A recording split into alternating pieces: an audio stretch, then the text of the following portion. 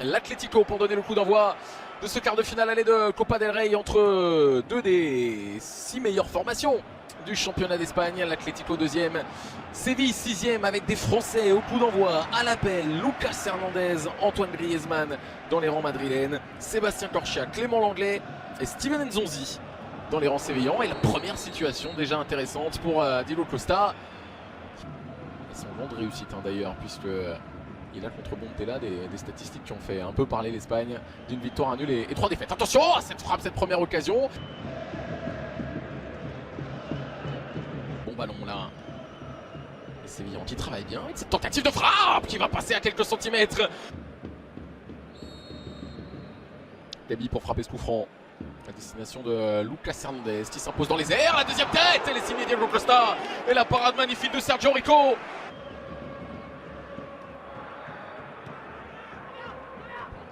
Les Sévillans qui font leur match, qui se montrent intéressants dans l'utilisation du ballon avec encore une fois un gardien obligé de s'illustrer.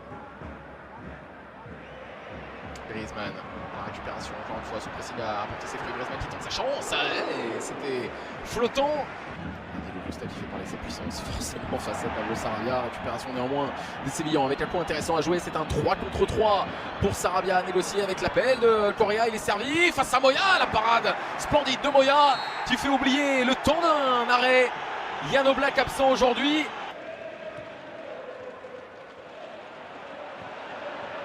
Diego Costa face à Mercado. Diego Costa, pied gauche ou crochet. Pied gauche ou crochet, pied gauche. Et c'est Rico, encore une fois, qui s'impose. Et Corchia qui peut écarter Zonzi. Pourquoi pas tenter sa chance? Oh là là là là, qu'est-ce qu'elle était bien partie! La frappe de Sergio Escudero. Griezmann derrière lui. Correa est peut-être en position de frappe, elle est bien partie, elle est puissante, elle est captée difficilement par Rico. Antoine Griezmann légèrement dans le dos d'Angel Correa, le ballon néanmoins il va être négocié par Juan Fran. Une touche, c'est bien fait pour donner de la vie et de la vitesse. Angel Correa qui va se centrer, on n'était pas loin du but contre son camp de Clément Lenglet qui vient trouver le poteau. Côté pour le frapper, c'est une Nzonzi qui s'en est bien sorti, la relance dans l'axe, ça peut revenir peut-être sur Diego Costa. C'est croisé, c'est parfait. Et voilà l'international espagnol qui signe définitivement son retour à Madrid. L'ouverture du score pour son 3e but à l'occasion de son 4e match. C'est tout de même assez bluffant. Pas de position de hors-jeu là pour Carrasco qui sera le premier sur ce ballon. L'intervention de Rico qui avait lu le grand pont du Belge. Correa dans la foulée. Correa qui a voulu y aller tout seul. Et Carrasco qui lui en veut forcément. Pour Ever Banega et pour surtout empêcher un 3 contre 2 d'être négocié par l'Atlético.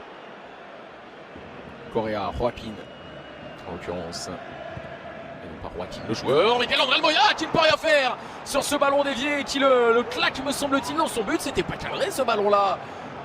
C'était pas cadré, c'est une certitude. C'est Moya contre son camp, me semble-t-il, qui vient mettre ce ballon dans ses filets. Et attention, ça peut être un ballon intéressant, ça peut être pour Sarabia. Ah oui! Oh oui, c'est au fond des filets, c'est Correa. C'est Joaquin Correa qui offre la victoire à Séville pour l'instant à 2 minutes de la fin du temps réglementaire de cette rencontre. Les Sévillans étaient menés 1-0 et ils sont revenus. Coup du sort, l'erreur de Moya et coup de talent. Ce geste de Correa. Correa qui plonge donc l'Atlético dans un scénario bien compliqué pour une qualification. Attention à Diego Costa. Oh, il est bien revenu Clément Lenglet. Et il remporte finalement son duel avec l'international espagnol.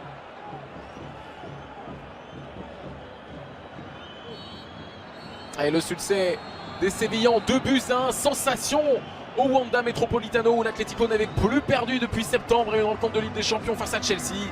C'est bien Séville pourtant en crise de résultats avec 5 matchs consécutifs sans victoire en Liga qui s'impose l'acte de naissance peut-être de Vincenzo Montella.